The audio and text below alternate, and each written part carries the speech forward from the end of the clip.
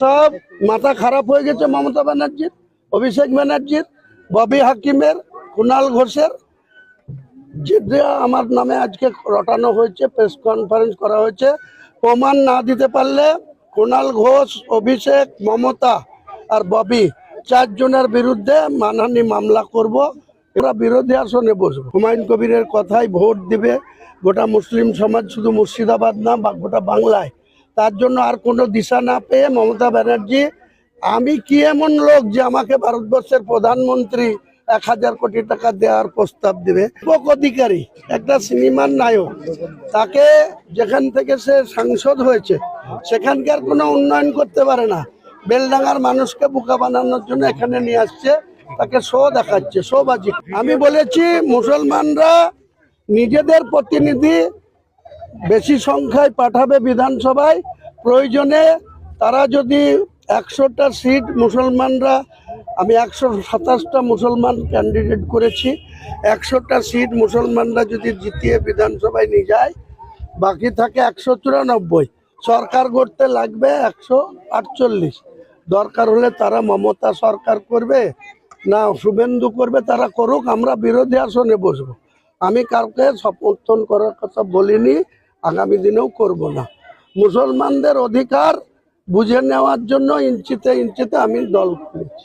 পুরো আমাকে মুসলিম সমাজের কাছে, আজকের দিনে মুসলিম সমাজের মানুষ হুমায়ুন কবিরের পুরো কাছাকাছি এসে গেছে। হুমায়ুন কবিরকে এত সম্মান করছে, হুমায়ুন কবিরকে এত পেয়ার দিচ্ছে, হুমায়ুন কবিরের কথাই ভোট দিবে গোটা মুসলিম সমাজ, শুধু মুর্শিদাবাদ না বা গোটা বাংলায়।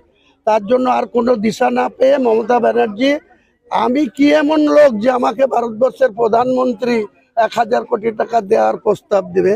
আমি কি এমন শক্তিশালী ব্যক্তি যে আমাকে মধ্যপ্রদেশের মুখ্যমন্ত্রী মোহন যাদব টাকার অফার দেবে?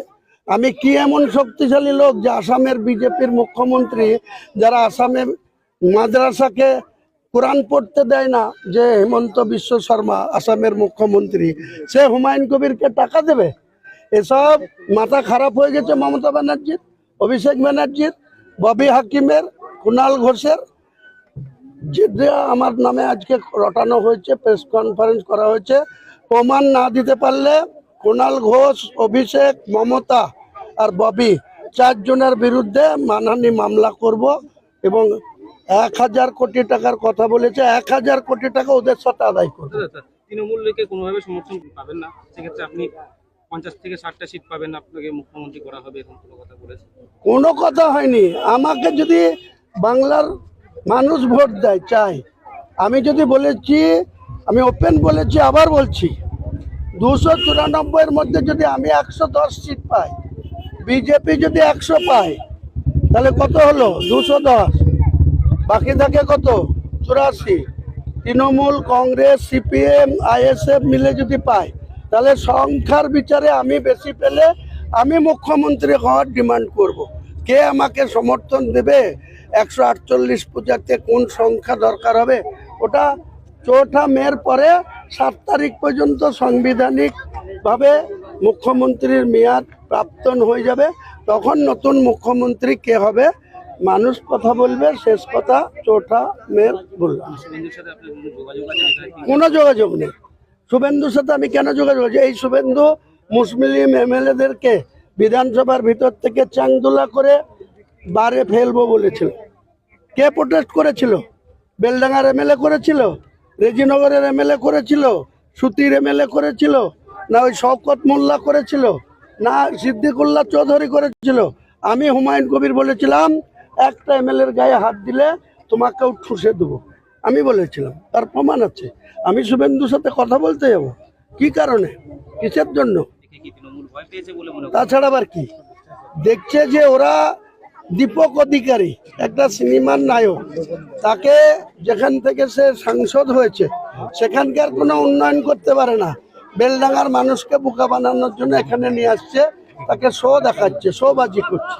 আর আমি প্রকৃত গ্রাসরুটের মানুষের সঙ্গে যে ভালোবাসা পাচ্ছি, সেই হিংসাতে জ্বলে মরছে। রাজনৈতিকভাবে মোকাবেলা করতে না পেরে মমতা ব্যানার্জির এখন আমার হেলিকপ্টারের পারমিশন দিচ্ছে না। আজকে আমার কাল সকাল 9টার সময় ওয়াইসিআর আমার উত্তর দিনাজপুরের ইসলামপুরে যাওয়ার কথা, ওখানে জুম্মার নামাজ পড়ার কথা, আমার আজকে রিজেক্ট করে দিয়েছে আমার হেলিকপ্টার নামা।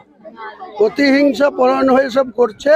আমি ইলেকশন কমিশনকে এখনই যাব, গিয়ে মেল করব, অভিযোগ পাঠাবো। দিল্লি থেকে একজন হাজিকে নিয়ে আসা হয়েছে। হাজিকে, দাড়িওয়ালা লোককে, টুপিওয়ালা লোককে অভিষেক টাকা দিয়ে নিয়ে এসছে দিল্লি থেকে, বেলডাঙ্গার আশপাশে রেখেছে, বহরমপুরের হোটেলে রেখেছে। আমার বিরুদ্ধে সে একটা কেসও করেছে, অনলাইনে এফআইআর করেছে রেজিনগর থানায়।